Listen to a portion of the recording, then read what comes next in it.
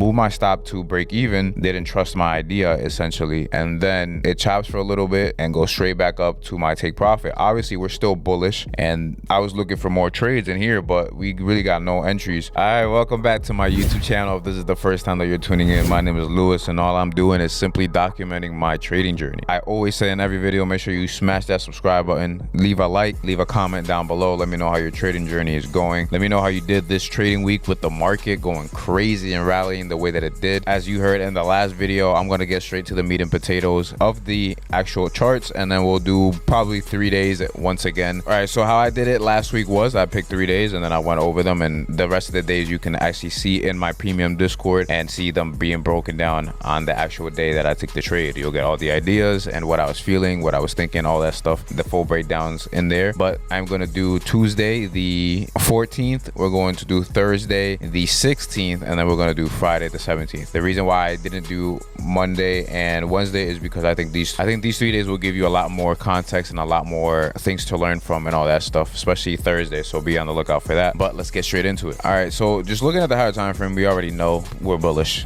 Let's just look at the 4 hour really quickly. We already created all new all-time highs. Obviously my chart is a little crazy due to all of the drawings that I had throughout the week, but as you can see, we basically pumped all the way up to new all-time highs on all assets. I think the only ones that didn't get to it yet is, as you can see, YM, but it will be there shortly. I guarantee that. It's just lagging behind a little bit. But if you pay attention over here to ES has created a new all-time high. And like I said before, it's pretty clean, pretty clear what was happening. Accumulation, manipulation to then distribute. The yearly candle is playing out. But let's talk about, like I said, Tuesday real quickly. So here on Tuesday, obviously already bullish for the week. Everybody and their mom was already coming in bullish, especially with how Monday went. Let's really just pay attention to what I ended up seeing, which was the first thing, and always the first thing I always notice is to pay attention if there's any daily cycle sequential SMT or 90-minute sequential SMT as I get into the chart. And if you pay attention right here on Tuesday, first there's a 15-minute sequential SMT, or a daily cycle sequential SMT, excuse me, here with us taking out the low of Asia on ES and on YM, but not taking it out on NQ. So that right then and there was like, okay, I'm bullish. Then at the open we end up having another sequential SMT, but at this point it ended up being a 90-minute sequential SMT. If you pay attention right here, this low gets taken out on NQ, doesn't get taken out on ES, and I am not sure if they took it out on yeah, they did. They end up taking it out on the Dow as well. That was my confirmation, and at first I was like, damn, I missed the trade. As soon as that ended up showing up, I'm like, okay, I missed the trade for the day, or at least the best entry of the day. And then it was pretty clean because I saw the CISD. So we clearly have the drop below the true open, as you can see here. Then we have the sequential 90-minute SMT, and then we have this order block right here that we pumped through, right? And at first I seen this fair value gap, and then it left a higher time frame order block. I think it's like a 2-minute or 3-minute order block, maybe in a 5-minute, and it tapped it on the 1 minute and then pumped. So as soon as I seen that, I was like, dang, I probably ended up missing the trade. But then this beauty ended up playing out fully.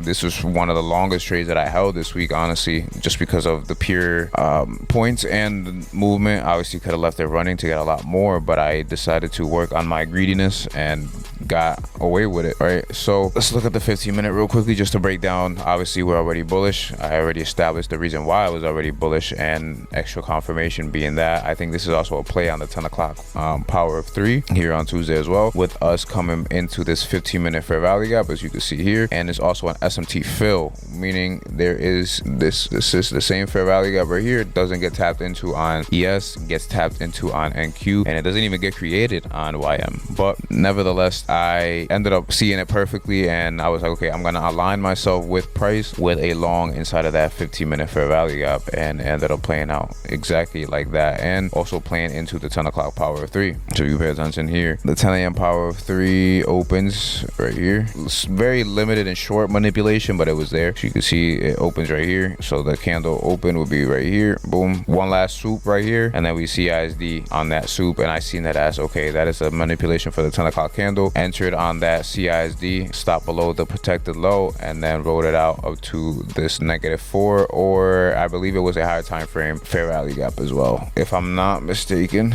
it was either that or a higher time frame point of liquidity. Yeah, it was this fair value gap right here. As you can see here, this fair value gap is what I was targeting, and I was like, okay, you know what, I'm just gonna take my 100 points and call it a day. And that's what I ended up taking for Tuesday the 14th. Now let's go and talk about, and now a word from our sponsors. If you're looking for the best quality PCs with the best parts in the market, check out Tektronix PCs. They have helped me set up my PC, and anything that I have ever really needed from them has came in with no issues. Use the discount code LVFLIP and you could go into their website, browse all of their collections and shop and see really what you need, because they have everything, and the power for the prices is very good. As always, if you have any questions, let me know down in the comments, but check out Tektronix. And another thank you to Tektronix for sponsoring this video. Thursday was probably the biggest lesson for me. I'll explain why, because it happened to me on Monday, and if you want to see the breakdown for Monday, check it out in the Discord. It's already uploaded, and then it plays into what happened on Friday as well, but let's talk about it here really quickly. All right, so Thursday the 16th, very clear that we had a clean draw on liquidity, being this high right here, this buy side liquidity, at least what I was targeting for that day. What I wanted to see was price to open, drop into this 4-hour fair value gap as the form of manipulation, and then continue to distribute higher, because we're ultimately bullish. Should only be looking for longs. I am sad to tell you, but if you took shorts at all this week, you're cooked. Apart from that, let's talk about the confluences and the reasons why I took this trade, and why it's such a big lesson and that I want you to learn from. And this is honestly way too much sauce to be given out for free, but I don't really care. First things first, right? We have the fair value gap, and it's a very clean power of 3 accumulation, manipulation, distribution on all assets. Here on YM, it ended up being a little bit more of an aggressive move down, but ended up doing the same thing ultimately. But YM looked like it was just doing its own thing like usual. Let's talk about it, right? So first thing I had was the standard deviation down here that was leading into that area. It was also basically the equilibrium of the 4-hour fair value gap, and then I was looking for an entry in there. I didn't get any type of sequential SMT or anything like that. There was an SMT on the 15-minute right here, this low, and I ended up noticing that. But let's talk about what happened and why I took the trade that I took, right? The true open, we come down below the true open as well. It's another added confluence, but let's go to the 1 minute. Now we're on the 1 minute,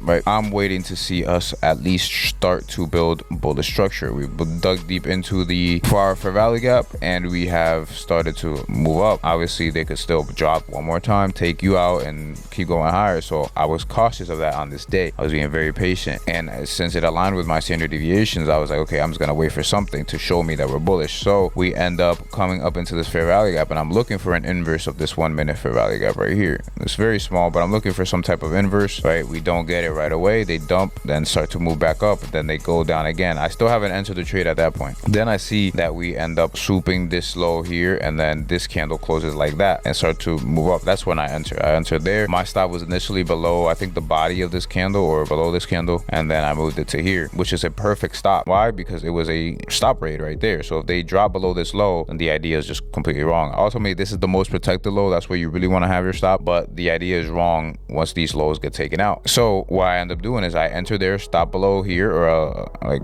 below, let's just say below here at this point, and then I move it to here once we start moving up. Obviously, we end up pumping and hit the if I'm not mistaken, that's the true open, right? Tap the true open to the tick, and then ultimately reverse all the way back down. At this point, when it starts moving down, I got scared, moved my stop to break even, didn't trust my idea essentially, and then it chops for a little bit and goes straight back up to my take profit. Obviously, we're still bullish, and I was looking for more trades in here, but we really got no entries, and it ended up pissing me off because obviously we were still bullish, and I was 100% correct in terms of my idea. But the mistake that I want you to learn from is understanding where you have your stop loss, why you should have your stop loss at some point, and also accepting the risk of where you place your stop loss, because there's a reason why you're taking the trade there. There's a reason why you place your stop loss there. You shouldn't just place your stop loss somewhere because you're looking at the money aspect of it. You should place your stop loss at a spot that makes sense and has logic behind it. clearly here my stop loss makes sense because there's a stop rate there. So if we drop below that, we're ultimately going to take this low, and then if that low gets taken, that's it. That trade idea is done for. There's no need to be upset at anything else or try to still be looking for longs, because at that point your idea is invalidated. But the most important part was that we had went up and then dropped back down to OTE, and that's where I messed up. I should have left my stop loss here up until the point we came back down to OTE. Then once we started to break structure higher again, move my stop to break even, and then now that would be this right here will be safe once we already dropped to OTE. Right, ultimately I should have just kept my stop loss here, respected or accepted the risk and respected my idea and stayed in the trade. But I ended up taking a break even here on this day, which is okay. But I was so pissed off because the idea was correct, and I ended up taking that break even for no reason at all. But learn from that, and let's move on now to Friday. Let's talk about the Discord. The Discord has had a lot of changes. I just recently did my first wipe of people who are in the active chat who aren't being active, and I'm gonna keep doing that every week. But if you want to join, the link is down in the description. Read everything because there's a lot of updated things in here. I even added a news feed, as you can see, that pops up every time there's any type of big news. You see those spike in there. But join the Discord with the link down in the comments, and let me know if you're interested in any of the other things that I'm providing, such as the premium Discord. But apart from that, join, link down in the description. Now Friday, I learned from that mistake. Obviously here coming into the day, the clear draw on liquidity was the all-time highs on NQ, and I think we had already pumped past it on ES, and like I said, YM hasn't gotten up there yet, but the clear draw on liquidity is there. I'm looking for this 15-minute fair value gap to hold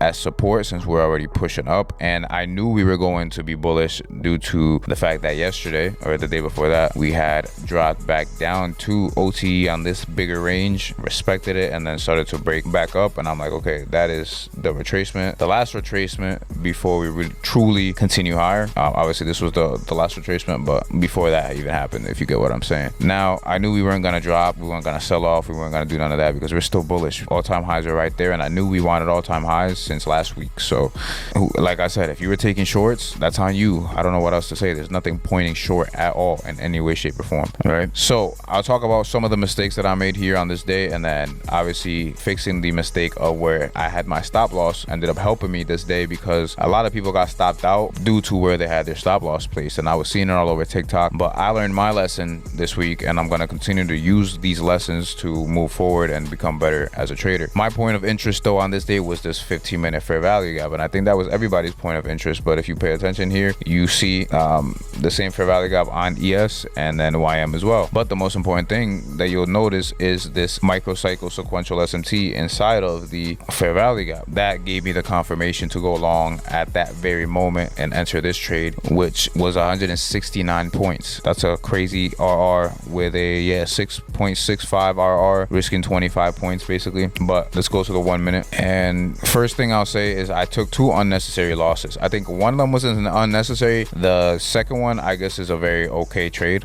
very okay idea to take, and then the last one was the winning one. But I entered a little too early here, right? I entered like on this candle because they swept and then started to move up, and I thought that was confirmation. Should have waited a little longer. That was the stupid trade. I think that was retarded. And then here we drop deeper into the fair value gap and create a full CISD. I waited until we created the full CISD and then took the entry there. That is a valid loss. I'll take that any day. But ultimately they decided to drop one more time, swoop, and then go up. What is the difference between trying to enter on this CISD and this here? It was the microcycle sequential SMT. I showed you here as well, and let's do it here as well on YM. All 3 assets are there just for confirmation. Took out this low, the red low, as you can see. Q2 ends up getting taken out on ES, doesn't get taken out on YM, and I mean on NQ, and it doesn't get taken out on YM either. That was the confirmation of like, okay, they're now ready for longs, and this is what I did. See this inverse fair value gap? I took that as my entry, enter there, had my stop initially below this body just because of how wide the stop was. I didn't want to risk over 60 points, which was this stop loss from with this low, but this is the protected low. That's ultimately where you wanted to have your stop loss. Then they ultimately pump and then have this wick. This wick took a lot of people out, but I was safe. Why? Because I learned from the day before. What did I do? Boom, boom. They dropped down to OTE. So what? Have your stop loss below OTE. I had my stop loss right below this low, or the bodies right here. They drop and then start to build back up, right? Even if you have it here, they still drop to OTE. So your stop loss down here is pretty much safe. If they take out your stop loss or any of these two lows, your idea is just wrong, right? So the idea is still valid. Didn't fall for that. Then after that, I moved my stop loss to right here, and it kept me safe from this spike down, which took a lot of people out as well. But that was the 10 o'clock last little manipulation before coming up, right? So they open here, kind of accumulate, manipulate, and then distribute higher. Same type of idea, but I was safe. If I would have moved straight to break even, I still would have been safe, but it's best that I kept my stop loss below here. It was only 25 points, and I had accepted the risk due to trusting my idea. And then the rest is pretty much history. It just went up into my TP. I think I closed like right here, because they usually do this bullshit before having a high liquidity target, such as all-time highs. So I closed it right here, a couple points right before all-time highs, but then ultimately they ended up chopping for another hour or so, probably like 20 minutes. I saved myself some headache and got out, and then finished my week, and I was like, okay, we're good. And then they ended up taking it out a little bit after I got up. But that's pretty much everything from this week. If you had any questions or anything like that, please let me know down in the comments. Let me know how your week went. Let me know if you anticipated us to pump this hard. As you can see, basically in a 3-week span, we have already taken out the whole manipulation move, and we're now distributing up to the highs, and now we're at all-time highs. So there's really no structure, but as you know, keep longing until you're proven otherwise. That's really the best way to trade at all-time highs. Make sure you smash that subscribe button, smash that like button. Check out Tektronix PCs and use my discount code LVFLIP for 10% off. Hopefully you have liked the new structure of the videos. Hopefully it keeps more people entertained and keeps the retention. But apart from that, that's pretty much everything that I have to say. Make sure you join the Discord with the link down in the description, and I'll catch you in the next one. Peace.